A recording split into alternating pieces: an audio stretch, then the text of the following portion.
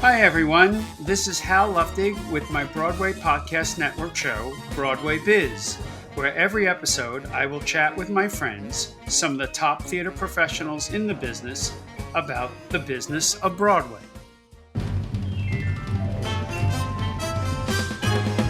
Come join the Broadway Biz. You'll be a Broadway whiz. You'll learn to raise cash to open your smash. You'll be all the rage from the pitch to the stage. In no time you'll know the business of show, the greatest job there is. So join our squad as we applaud Hal Luftig's Broadway Biz. Let's get busy with the Broadway Biz.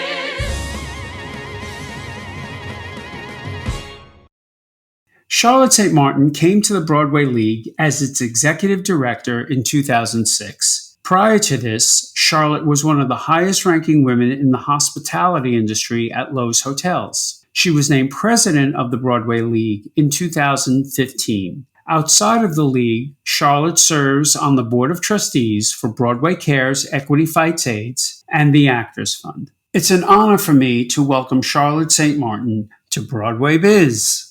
Hi, Charlotte. How are you? Thank you so much for joining me today. Thank you, Hal. It's always a pleasure to be with you. Besides you doing an incredible job in leadership since you've been with us at the League, you are one of my favorite people on earth. And the way you are leading, have led us and continue to lead us is actually inspirational because I watch you in some of our meetings, which, are not always easy. We have a lot of different personalities, and the way you sort of float down those treacherous waters is actually inspirational. And I just want you to know, I have used you as an inspiration when I have to sort of negotiate with actors, agents and directors and things like that. I actually think sometimes, what would Charlotte St. Martin do? So I'm deeply, deeply grateful for your leadership, and especially that you're on with us today. So, Charlotte, I was wondering if you could tell us in your story of how you came to the League. What was that journey for you? Well, Hal, I've been working since I was 12 years old, and almost every role I've had, with the exception of some of my very early roles after I got out of college, were related to the hospitality industry and were related to organizations with perishable inventory, like hotels. You didn't sell that room last night, that revenue is gone forever. The same as Broadway. You didn't sell that seat last night, that revenue is gone forever. And I particularly love to serve. I've always loved to serve.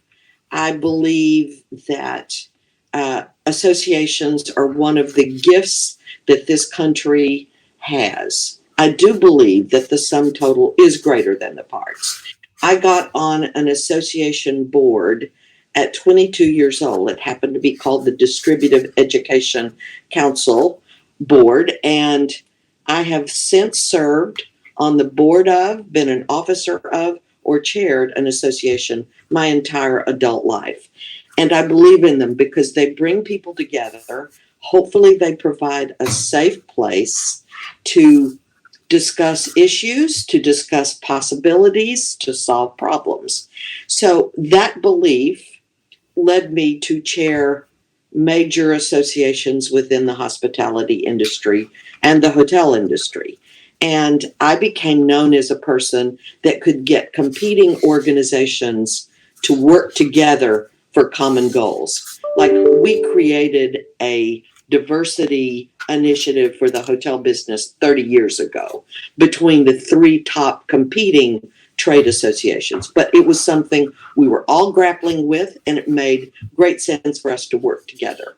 So when the search company that was hired by the Broadway League were doing their outreach to people that would help them find the right candidate, they said they wanted somebody that learned how to build consensus and apparently my name came up from several different sources because I had done that work early on in my career. I had just left Loews Hotels. I was with them for 28 years. Absolutely love them. It's one of the finest corporations in the world. But I had traveled 75% of the time for 25 years. And one day I woke up and said, stick a fork in me. I am done. I cannot get on another airplane every week, and sometimes 2 or 3 times a week. So they found me through a search company called Korn Ferry. Wow. I was not part of the committee that was the search committee for the new executive director. But I remember that we were very close, or we were told it was down to 2. And then suddenly, up hit the brakes. We found this great new candidate, Charlotte St. Martin. And next thing I knew, you were the president. I remember meeting you for the first time. And, before you joined the league, it was not as organized, let's say, as it is now under your leadership. And I remember thinking, wow, this poor woman, from Texas has no idea what she's just stepped into. But here you are so many years later, and I just have to once again commend you. I wish others could see you in action. So here's a question that I know a lot of listeners would love to hear, and I get it asked too. What does the Broadway League do? The Broadway League is a trade association, which means we represent the commercial theater in the country. And we do things like, obviously, membership, but we were originally formed to negotiate a multi-employer bargaining unit for all of our producers with all of the unions. We have 17 union contracts with 14 unions, and that's why we were originally formed. We were also formed at the same time for 2 reasons. One was the union reason, and the second was to fight fraudulent ticket brokers. And guess what? Some 80-something years later, we're still doing the same thing. But fortunately, we're doing a lot of other very important things. One of the things that is often overlooked until you need it is we do all of the research, both locally and nationally, for the commercial theater industry.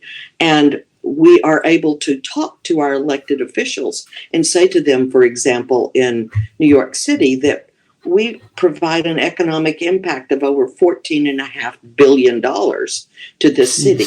That helps us get things done. So we do research both locally and federally across this whole country, and we talk to our elected officials with that research.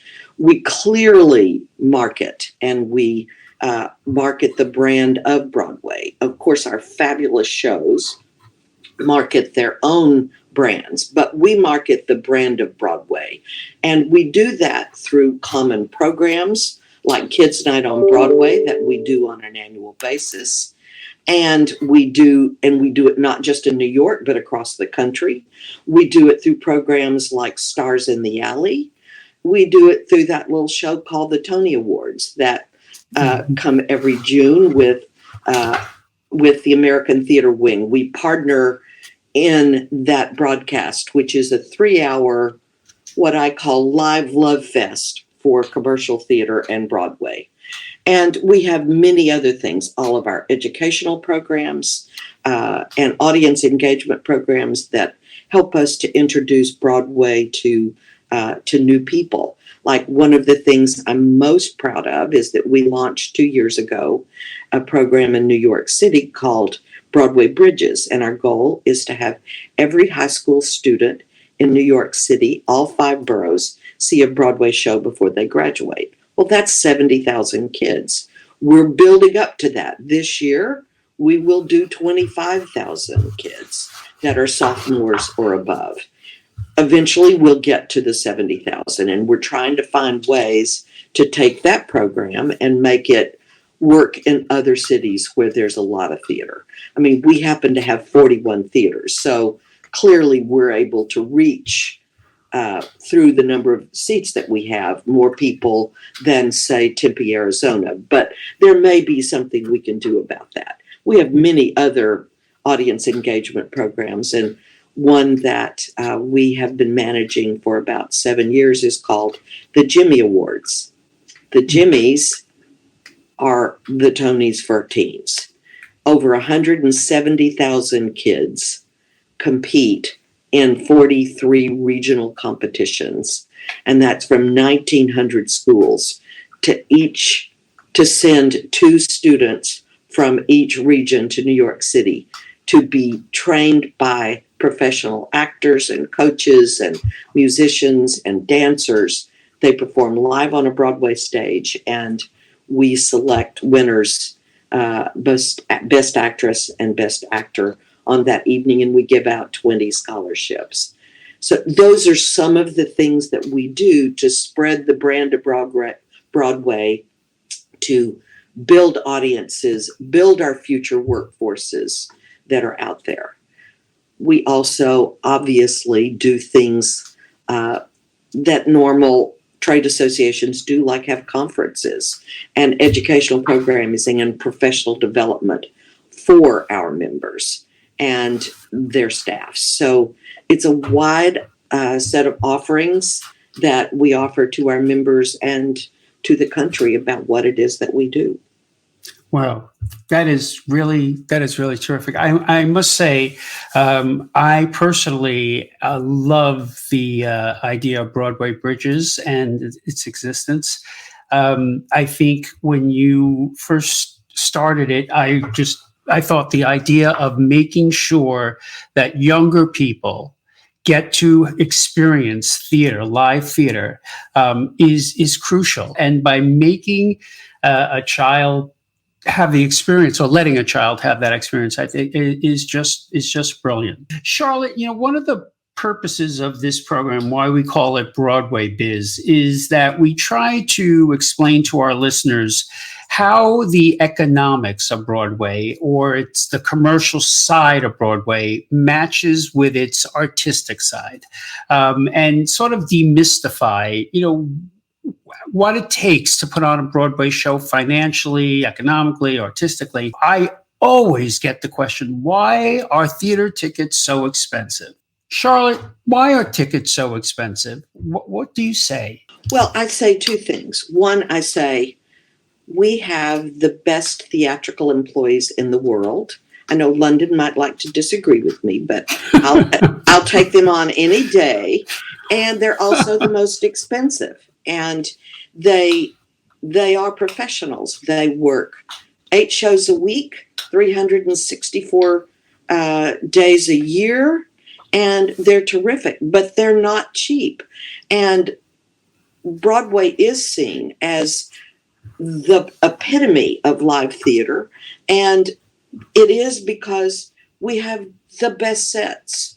We have incredible directors. We have amazing marketing programs, and I could just keep going. The designers, all of them, are the best in the business, and we know that because all other forms of entertainment come steal them. The opera uses, our set designers and our directors and some of our actors, and I could just keep going. You see our people everywhere, and that's because they are the best at what they do, but they're not free. And what people think when they hear Broadway and ticket prices, they hear Hamilton, $800.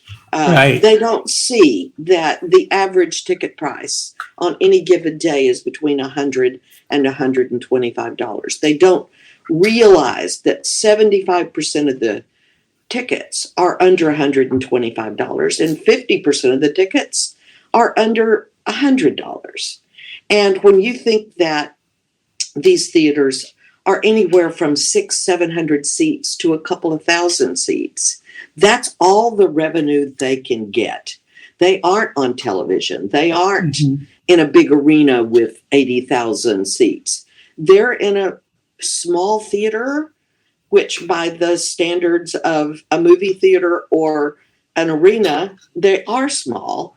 And it's one of the reasons theater is magical, because you are in that room, you are sharing that experience, whether it's laughter or joyful emotions or crisis or sad emotions. You're experiencing it with however many other people that are in that theater, and you're seeing it live and up close, and you really get to escape into that experience. So it's, it's very expensive to do a Broadway show. The statistics over the years have shown that in a good year, 1 out of 4 shows recoups on its investment. In a bad year, it's 1 out of 5. 60 years ago, it took 6 months for a hit show to recoup its investment.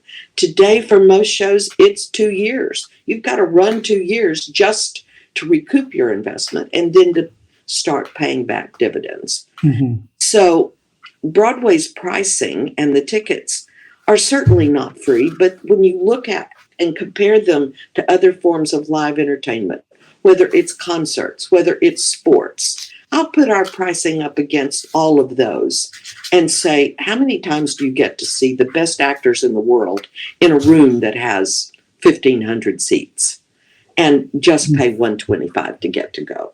I agree completely with everything you just said. That was perfectly said. And is there a place where one of our listeners can go from the league to see all these different programs that are available to them?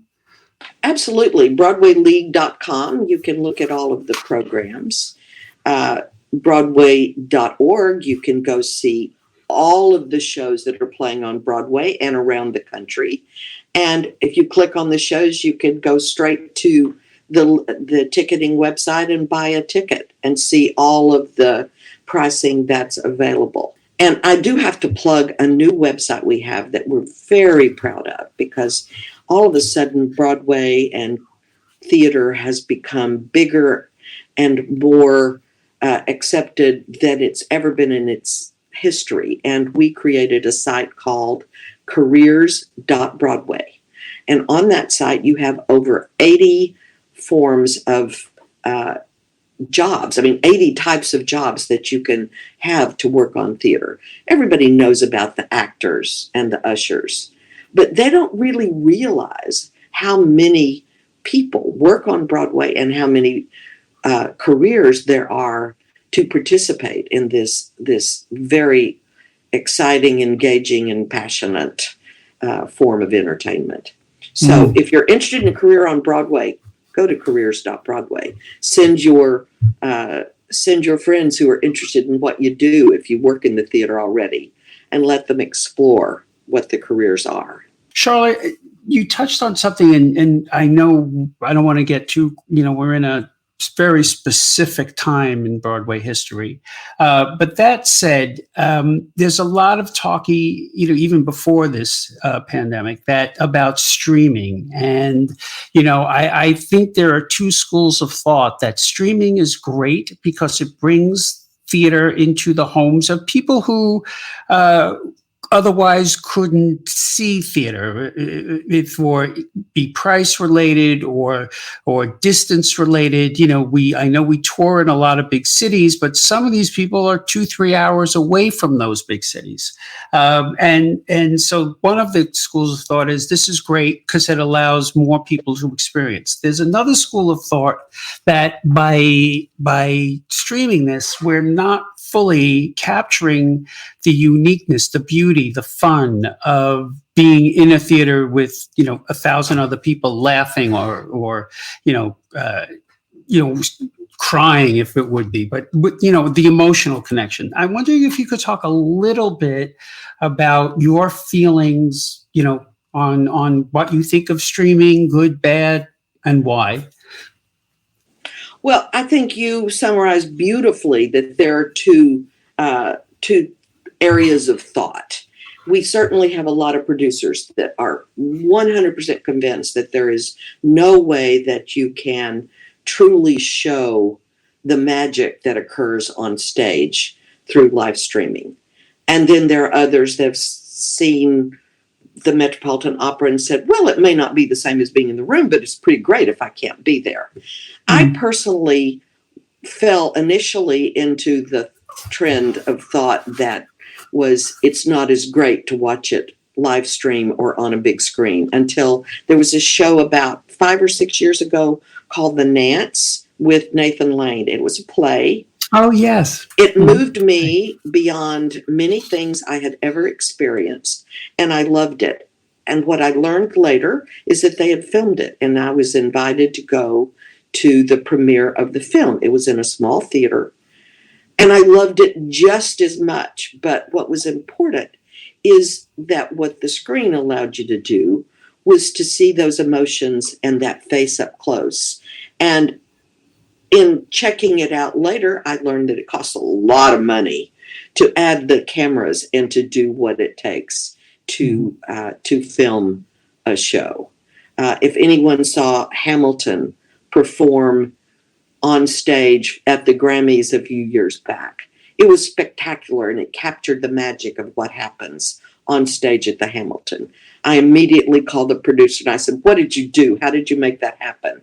And he said, well, it's very easy if you've got plenty of money to have 5 cameras doing this. So to be live streamed would require us to have a completely different financial model.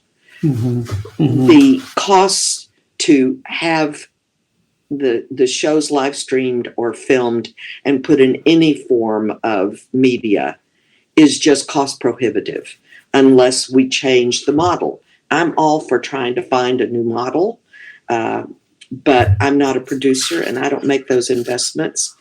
So who knows? There may be a day when we're able to do that.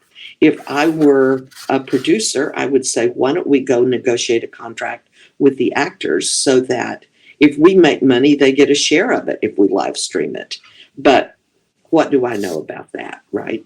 I wouldn't say that exactly. In fact, thank you, Charlotte. You've led me right into the next question, which is, in your opinion, what makes a good producer? Curiosity, enthusiasm, persistence, unlike any persistence I've ever seen needed in any careers that I've been closely connected to. A passion for doing your project. I've already mentioned that 1 out of 4 shows is a good result to have 1 show out of 4 recoup. But I've never met a producer who believed that their show wasn't going to recoup. And part of that is their passion for the work. And I think that is critical. There are many producers that are artists themselves, and there are others that just love the art, and they go find the best people they can find, or people who share their sensibilities.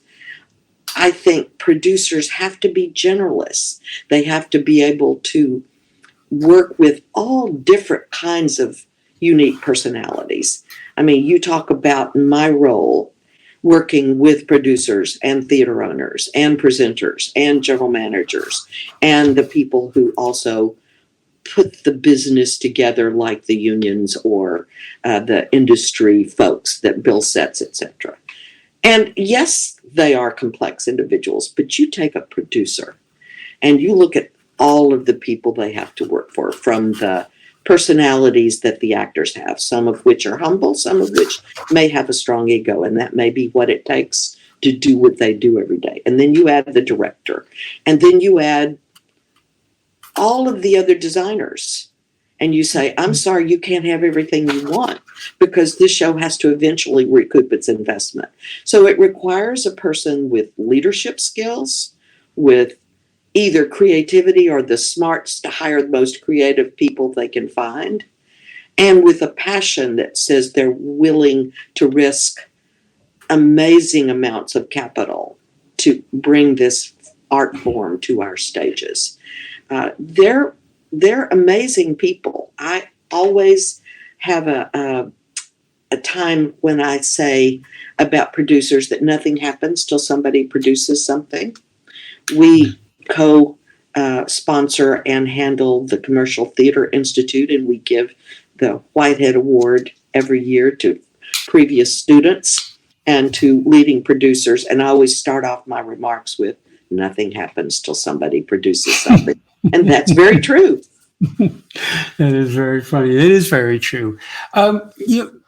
Talking about programs that the league does sponsor to, as you said, encourage different ways a person can work in theater without being an actor. Could you talk a little bit about CTI, which stands for Commercial Theater Institute, and how that came about and how it just works briefly, just so our listeners, anyone who might be interested in producing, could hear? Sure. Well, Commercial Theater Institute has many programs. The one that it got started with has a 14-week, every Monday night during the winter and early spring session that's 3 hours. They have no more than 28 people that are allowed to participate, and they get the best in the business speaking with these would-be producers about how to produce, how to direct, how to create the insurance, to get the insurance, how to hire people, how to develop the contracts.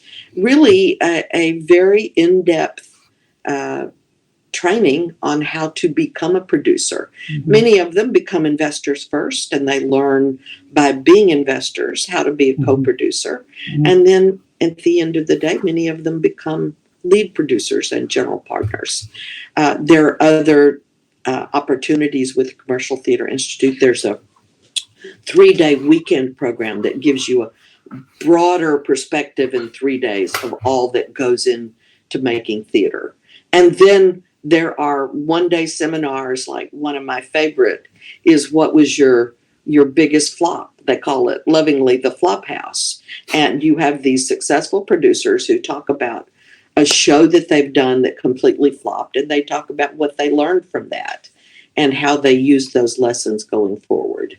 There's a session that they do for a number of times a year and for certain organizations, like who gets what, because a lot of people don't understand the economics of Broadway. So this particular seminar actually shows who gets what and why there's so little bit left to go around. So that's kind of a bird's eye view of the Commercial Theater Institute. But they also have a website, which you can include there, and people can go take a look and see if there are things they're interested in.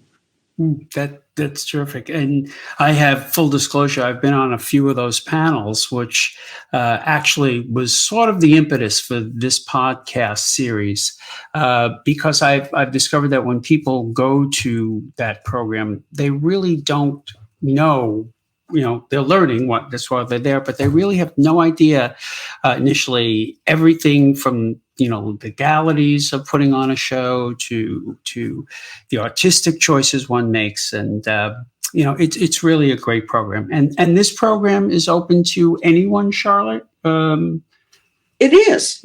Absolutely. Yeah. I mean, you have applications, and especially for the 14-week, we require a pretty substantial documentation about why you want to do the program. We ask for references, and as it is such a limited program and it is such a high level, we have to ensure that this is not just a curiosity, that these are serious people looking at this as an industry for themselves. But yes, I mean, there's no criteria that keeps them out other than their interest and the backgrounds. Where do you see Broadway going in the future? Well, we've just witnessed the golden age of Broadway, which I've been privileged to be part of.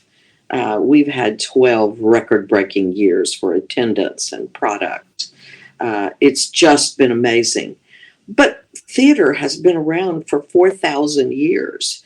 And I recently heard a presentation that was talking about the history of theater, and there have only been 2 times when theater actually stopped. One was during a major pandemic across the world, and another was when the liquor laws changed dramatically, and they had to shut down theater, and then they learned that people were doing theater and observing theater in their backyards. So Broadway will come back. Theater will come back. People need this art form. It transforms them. If you could see the letters and the emails and the calls that we're getting for people, when are you back? How soon can I buy tickets? It's very heartening, because theater has become part of people's lives, and they're not going to accept not having it be part of their lives. They're going to find a way to get back. Will it take a while? Probably, but it will be back, and it will be back stronger and better than ever. I mean, one of the selfish reasons we at the League have, and doing a lot of our audience engagement programs, is we know that once you see a Broadway show, you will always go. So we want to protect the future of theater, as people have done in the past. But by doing these programs with these high school students and many other programs for other ages that other people are doing, we're building the future audiences. And in the last couple of years, we've had the youngest audience in history on Broadway. Over 25% of our audience is under the age of 25. And last season alone, there were over 3 million of the 14.8 million theater goers under the age of 18. So we're building those audiences for the future, and we're building it because there's really nothing like the live theatrical experience. I love movies. I love television. I love concerts, but I'd give all of those up to go see a live Broadway show. And I think there are a lot of people out there that feel that way. Over 30 million people see a live Broadway show in the United States alone every year. Wow. And this is what I mean to my listeners when I say that this woman, Charlotte St. Martin, is incredibly inspirational. What you just heard is why I admire her so, because her conviction, her passion for what we all love in theater is right there, embodied in one person. They say all good things must come to an end, and I'd love to speak to you forever, but I know I can't. I want to let you go. But before I do, I have 3 rapid fire questions that I ask every guest. And all I ask is that you don't really think about it too much. You say the first thing that comes to your mind, okay? The first one is, what is your favorite musical? Chorus Line. What is the wackiest moment you experienced in the theater? Oh my, I think when somebody in a balcony threw up on somebody below. And I think you know something about that. Yes, unfortunately I do. And so the lesson learned from this was... I'm not sure that I know what the lesson is. The lesson is don't ever sit below a balcony. That's well, Maybe Charlotte, that's it. Yeah. This has been such an absolute delight. I can't thank you enough for joining me today. Have a wonderful day. And no, I'm so grateful for the time you gave us today. I adore you. And I adore you, and I loved every minute of talking with you. Thank you for tuning in to this episode of Broadway Biz. If you have any questions about today's episode or the business of Broadway in general, let me know on Instagram at Broadway Biz Podcast or via email at broadwaybiz@halluftig.com. Be sure to follow me at Broadway Biz Podcast for updates on everything Broadway Biz, the business of Broadway. Broadway Biz is part of the Broadway Podcast Network. Huge thanks to Dory Berenstein, Alan Seals, and Brittany Bigelow. This has been produced by Dylan Marie Parent and Kevin Connor and edited by Derek Gunther. Our fabulous theme music is by Nell Benjamin and Lawrence O'Keefe. To learn more about Broadway Biz, visit bpn.fm/BroadwayBiz.